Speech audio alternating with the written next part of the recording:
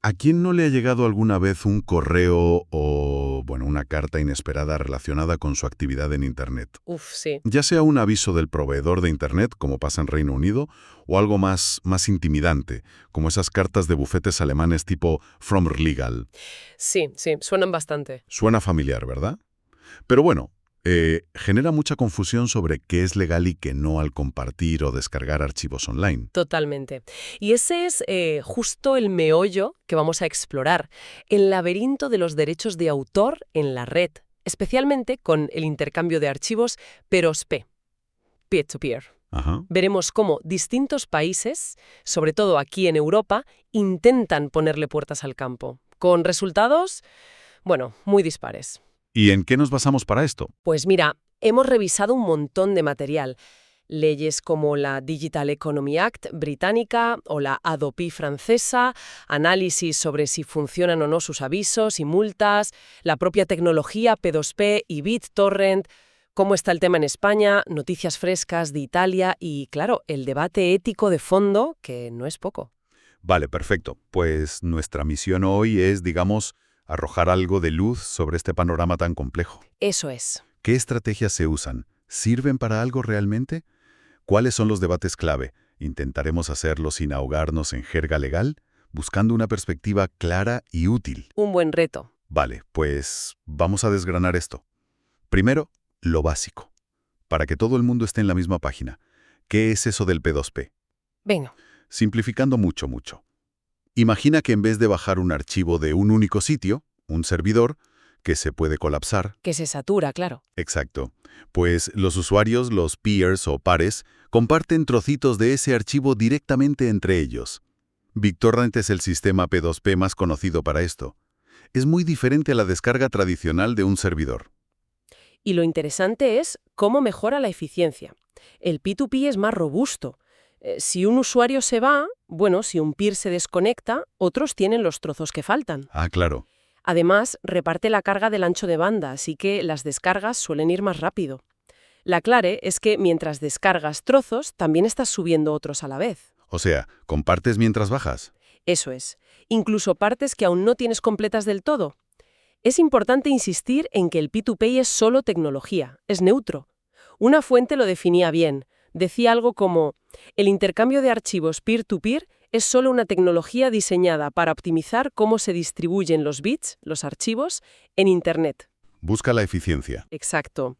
Busca la eficiencia, por ejemplo, bajando distintas partes del archivo de varias fuentes a la vez. Claro, y hay que decir que no todo es piratería. Tiene usos totalmente legítimos, ¿no? Desde luego. Pienso en distribuir software libre como Ubuntu, Linux u OpenOffice, o archivos muy grandes como imágenes de discos sin que los servidores echen humo. Claro, para eso es ideal. Aunque un problema que sí nota la gente es que a veces la conexión a Internet se vuelve lentísima cuando usas estos programas. Sí, eso pasa porque los programas P2P como BitTorrent intentan chupar, digamos, todo el ancho de banda que pueden. Se lo comen todo. Exacto.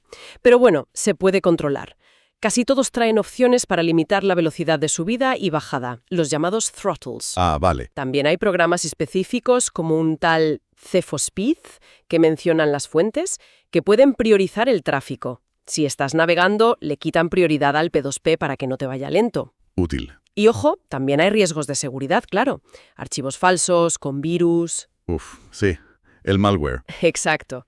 Para evitar sustos, se recomienda verificar las huellas digitales del archivo, las sumas MD5 o SHA-1, si el autor original las proporciona, claro, para asegurar que es auténtico y no está modificado. Y, por supuesto, tener un buen antivirus activo escaneando en tiempo real. Bien apuntado. Vale, pues aquí es donde la cosa se pone realmente interesante. Aquí viene lo bueno. Tenemos una tecnología P2P súper eficiente, descentralizada, pero, que seamos sinceros, se usa masivamente para compartir contenido con copyright sin permiso. Es el uso más polémico, sí. Y ahí choca con la ley. ¿Cómo han lidiado con esto los países europeos? Empecemos por el caso francés, que fue muy sonado en su día. Francia y su ley Hadopi de 2009. Menudo tema fue aquello. Cuéntanos. Crearon una alta autoridad para vigilar Internet y montaron un sistema de respuesta graduada. 3 avisos. 3 avisos. ¿Y luego qué? Primero, un email o una carta si te pillaban. Si reincidías, podían multarte. Las multas, en la práctica, por lo que hemos visto, han ido de 50 a 1.000 euros, aunque la ley preveía hasta 1.500 por negligencia grave, decían. 1.500 euros. Ya es dinero. Sí. Y lo más polémico fue la idea original de cortar Internet al infractor. ¿Cortar Internet? Sí, pero el Consejo Constitucional francés dijo que, nanay, que el acceso a Internet era un derecho básico y solo un juez podía ordenar algo así. Menos mal. Otro detalle importante, las empresas que gestionan derechos necesitaban permiso de la Autoridad de Protección de Datos, la CNIL, para recoger IPs y pasárselas a Adopi. No era tan fácil. Vaya lío montaron. Pero, a ver, la pregunta clave. ¿Sirvió para algo en la práctica? ¿Redujo la piratería? Pues los números dicen que no mucho, la verdad, y que fue carísimo. ¿Ah, sí? En 10 años, Adopi costó unos 82 millones de euros a los contribuyentes y solo recaudó 87.000 euros en multas. 82 millones. ¿Y 87.000 recuperados? Exacto. Si lo miras por avisos, enviaron 14 millones, pero solo acabaron en 517 multas reales, de unos 290 euros de media. Madre mía. Vamos, que la conclusión general fue que perseguir individualmente a millones de usuarios con un sistema tan costoso era insostenible y no frenaba el problema de fondo. O sea, un fracaso económico y práctico en toda regla. Básicamente. Por eso han ido cambiando el enfoque. Ahora se centran más en la piratería comercial. ¿Qué es eso exactamente? Pues ir a por las webs y servicios que se lucran con esto, en lugar de perseguir al usuario individual. De hecho, hay una Adopi 2 que sigue pendiente de revisión constitucional. A ver qué pasa con eso. Sí. En su día, Sarkozy la defendió, diciendo que era para proteger la cultura y el Estado de Derecho en Internet, pero la realidad fue otra. Si esa fue la experiencia francesa, con resultados tan cuestionables, probaron algo diferente al otro lado del Canal de la Mancha, en el Reino Unido. En Reino Unido, con la Digital Economy Act de 2010, optaron por algo parecido, pero digamos más suave. Un código de notificaciones. Notificaciones, como avisos. Eso es. Los proveedores de Internet, los ISP, enviaban cartas, hasta 3, a los usuarios detectados infringiendo copyright. Después de la tercera carta, el titular de los derechos podía pedir una orden judicial para que el ISP le diera los datos, aunque anonimizados inicialmente, y así poder demandar al usuario. ¿Y había forma de defenderse? Sí. Había una pequeña tasa de 20 libras para recurrir la acusación que te devolvían si ganabas. Vale. ¿Y les fue mejor que a los franceses con este sistema? Pues tampoco parece haber sido la panacea, ¿eh? Los propios ISP británicos dejaron de enviar los avisos hace tiempo. ¿Ah, sí? ¿Por qué? Dijeron que ya habían cumplido su propósito. Una forma un poco diplomática de decirlo. La campaña asociada, Get It Right, pasó a mensajes más generales sobre consumo legal. Ya. Y lo más revelador, una encuesta del gobierno de 2018 mostró que la tasa de infracción online, un 15% de mayores de 12 años, seguía igual después de años de avisos. O sea que los avisos no cambiaron mucho el panorama. Parece que no. La ley permitía medidas más duras, como bloquear o suspender la conexión, pero necesitaban otra ley para eso que nunca se aprobó. Entonces, ni avisos en Francia ni avisos en Reino Unido parecen haber sido muy efectivos. Pero en Alemania la cosa suena más seria, ¿verdad? Con esas cartas de abogados exigiendo dinero. Sí, Alemania tiene fama de ser mucho más dura. Hay bufetes especializados como Frommer Legal, que antes se llamaba Walder Frommer, que envían miles y miles de cartas de advertencia, las famosas Abmahnung. Abmano. Suena contundente. ¿Y lo son? No se andan con chiquitas, piden cantidades importantes. Una fuente daba un ejemplo, 700 euros de indemnización más 235,80 euros de honorarios de abogado más IVA. Casi 980 euros. Casi 1.000 euros. Por un solo archivo. Por una sola película o capítulo de serie detectado, ¿sí? Madre mía. Pero, ¿cómo saben quién ha sido? ¿Cómo consiguen los datos personales? Usan empresas de monitorización como una llamada Digital Forensics, GmbH, que tienen software para rastrear las redes P2P. Registran qué dirección IP comparte qué archivo y en qué momento exacto. ¿Y con la IP? Con esa información, los bufetes piden a un juez que ordene al proveedor de Internet revelar quién era el titular de esa IP en ese instante concreto. Entiendo. ¿Y si en esa casa hay varias personas usando Internet? ¿Un piso compartido? ¿Una familia? ¿Quién paga el pato? Ahí está el quiz de la cuestión legal. En Alemania se presume que el titular del contrato de Internet es el responsable. Punto. Vaya. Para librarte, tienes que demostrar con pelos y señales que fue otra persona. Un familiar, un compañero de piso, un invitado.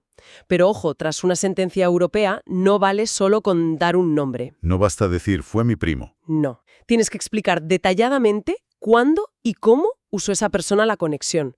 Es bastante difícil de probar, la verdad. Me imagino. Por eso hay tantas cartas y también muchas disputas legales sobre si el ISP dio bien los datos o si los honorarios que piden los abogados son excesivos. Claro. Pero la percepción allí es muy distinta. Mientras en Francia la gente veía a Adopi como algo lejano y la piratería incluso subió, según algunas fuentes como Alpa, Ajá. en Alemania la amenaza de la multa se siente real. Ha habido campañas y casos muy mediáticos como el cierre de la web Kino.to que refuerzan esa sensación de aquí sí te pueden pillar. Entendido. Es un enfoque muy diferente. Bueno, pues cambiamos de tercio. Vayamos a España. Aquí siempre se habla de una especie de zona gris con el tema de las descargas. ¿Cómo está la cosa realmente? Sí, en España la situación es particular. A ver, el copyright protege una obra original desde que se crea. No hace falta registrarla, aunque existe un registro de la propiedad intelectual que sirve como prueba, claro. ¿Y cuánto dura esa protección? Los derechos económicos duran la vida del autor más 70 años, por lo general. Luego hay plazos distintos para cosas como software, fonogramas o bases de datos. Y bueno, están las entidades de gestión colectiva, como la conocidísima SGAE y otras, que gestionan ciertos derechos en nombre de muchos creadores. Vale. ¿Y el torrenting, las descargas P2P? ¿Son legales o no en España? A ver, la descargo para uso estrictamente personal, sin intención de vender o distribuir y sin ánimo de lucro, generalmente se ha considerado tolerada en España. Es esa zona gris que mencionabas. O sea, que si bajo algo para verlo yo en casa. En principio, se ha tendido a no perseguir eso activamente en el usuario final. La ley se ha centrado más en perseguir y bloquear las páginas web que facilitan masivamente la infracción. Ah, las webs de enlaces. Exacto. Las que organizan y publicitan los enlaces piratas, las que sacan beneficio. De hecho, en 2024 se creó una oficina española de derechos de autor, pensando también en los retos de la inteligencia artificial. Interesante. Y no hay que olvidar los derechos morales del autor, como que se reconozca que la obra es suya o que no se modifique. Esos son intocables. Ahora, si hay infracción con ánimo de lucro o perjuicio a terceros, sí se puede reclamar indemnización. ¿Qué tipo de indemnización? Pues por el dinero que dejaron de ganar los titulares de derechos, lo que llaman lucro cesante, o los gastos ocasionados, el daño emergente. O incluso podría haber responsabilidad penal si se revientan sistemas anticopia, los DRM. Y hay un plazo para reclamar, supongo. Sí, estas reclamaciones económicas prescriben a los 5 años. Entendido. Es curioso ese enfoque, más hacia las webs que hacia el usuario final. ¿Y qué me dices de Italia? He leído noticias recientes sobre multas directas a usuarios por streaming. ¿Han cambiado de estrategia? Exacto. Es un giro bastante reciente en Italia, de este año 2025. Están usando la vía administrativa, no la penal, para multar directamente a gente que pillan usando servicios de streaming pirata, sobre todo IPTV. IPTV, la tele por internet pirata. Eso es. Las multas van de 154 euros a 1.032 euros, pero pueden subir hasta 5.000 euros si eres reincidente. ¿5.000 euros? Sí, para reincidentes. Lo hacen en colaboración el regulador de comunicaciones, AFCOM, y la Policía Fiscal, la Guardia de Finanza. O sea, que ahora van a por el consumidor final con multas administrativas rápidas, sin pasar por un juicio largo. Esa es la idea. Es un complemento a la vía penal, que sigue existiendo para casos más graves. Y además, una nueva ley les permite ordenar a los ISP bloquear webs piratas en solo 30 minutos. 30 minutos. Eso es rápido. Sobre los proveedores para actuar ya. Cuentan con el apoyo fuerte de la Liga de Fútbol, la Serie A y de la plataforma Sky Italia, que están muy afectadas por la piratería de eventos deportivos. Claro, el fútbol mueve mucho dinero. Vemos enfoques muy distintos. Avisos que no funcionan, demandas carísimas en Alemania, tolerancia relativa en España, multas administrativas en Italia. ¿Algún otro ejemplo europeo que ilustre estas dificultades para controlar el P2P? Pues podríamos mencionar brevemente Países Bajos. Allí, una organización antipiratería llamada Brain consiguió que los jueces ordenaran a los ISP bloquear The Pirate Bay, una de las webs de torrents más famosas. ¿Y funcionó el bloqueo? Pues regular. Al principio solo bloquearon la dirección principal, el dominio .org. Los usuarios enseguida encontraron formas de saltarse el bloqueo usando direcciones alternativas, los famosos proxies o mirrors. Vamos, el juego del gato y el ratón. Exactamente. Demuestra lo difícil que es tapar todas las vías técnicamente cuando la tecnología está descentralizada. Todo esto nos lleva a la gran pregunta. ¿Funciona este batiburrillo de medidas? ¿Son justas? ¿Son eficaces? Porque desde el punto de vista de la gente, a menudo hay frustración. Claro. Contenidos que no puedes ver legalmente en tu país por geobloqueos, licencias súper restrictivas. Algunos dicen, es que si no lo bajo por torrent, no lo veo. Y ahí entra el dilema ético. ¿Qué pesa más? ¿Proteger la propiedad intelectual o asegurar que la cultura y el conocimiento lleguen a todos? Es que el sistema de copyright actual recibe críticas muy de fondo. Desde la filosofía, hay quien dice que la propiedad intelectual no es como una silla. Si yo copio tu idea, tú sigues teniéndola. No es escasa por naturaleza, es una construcción legal. O sea que copiar no es robar en el sentido físico. Exacto. Argumentan que el llamarlo robo es incorrecto. Económicamente, se cuestiona si de verdad incentiva tanto la creación para la mayoría de artistas, o si beneficia más a las grandes distribuidoras e intermediarios. No hay estudios claros. Faltan estudios serios sobre el impacto real de estas leyes tan largas y complejas. Y esos plazos de copyright tan largos, que algunas fuentes llaman absurdamente largos, hacen que muchas obras se pierdan antes de ser de dominio público, dificultando la preservación cultural.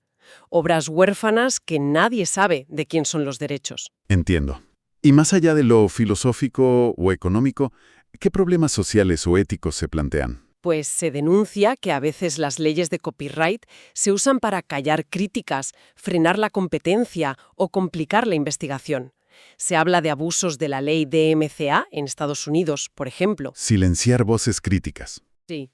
También se ve injusto culpar automáticamente al titular de una línea de Internet por lo que haga otro usuario en esa conexión. La propia complejidad de las leyes es un problema en sí mismo. Por ejemplo, distinguir los derechos de autor de la letra y música de una canción de los derechos de la grabación específica. Es complicado, sí. Y algunas sanciones, como la idea original de Adobe de cortar Internet, se ven totalmente desproporcionadas. Hay quien defiende que copiar sin ánimo de lucro, para uso personal, debería ser aceptable moralmente.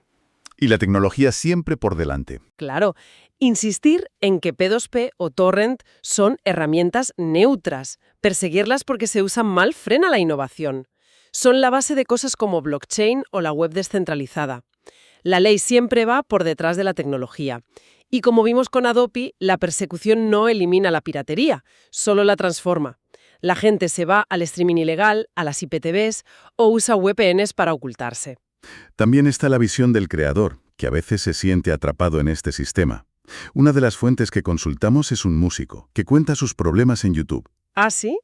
Dice que si usa un trozo de música de otro grupo en su vídeo, aunque sea para promocionarlo y decir que le encanta, YouTube le quita la monetización a su vídeo, por infringir el copyright. Justo lo contrario de lo que quería. Qué ironía. Habla de que quizás modelos como las suscripciones directas en plataformas como Patreon o Bandcamp son más justos, porque el dinero va más directamente del fan al artista. Sí, buscan alternativas. Es una tensión constante. Necesitas el copyright para poder ganar dinero con tu trabajo, pero si es demasiado rígido, te impide crear o difundir tu obra como querrías. Exacto.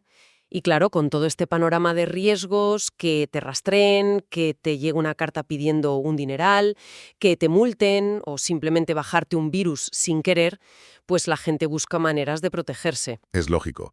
¿Y qué suelen hacer o qué herramientas se mencionan en las fuentes para intentar evitar problemas? Sin entrar a valorar la legalidad, claro. La herramienta estrella que siempre sale en estos temas es la VPN, la red privada virtual. Las famosas VPNs. Exacto.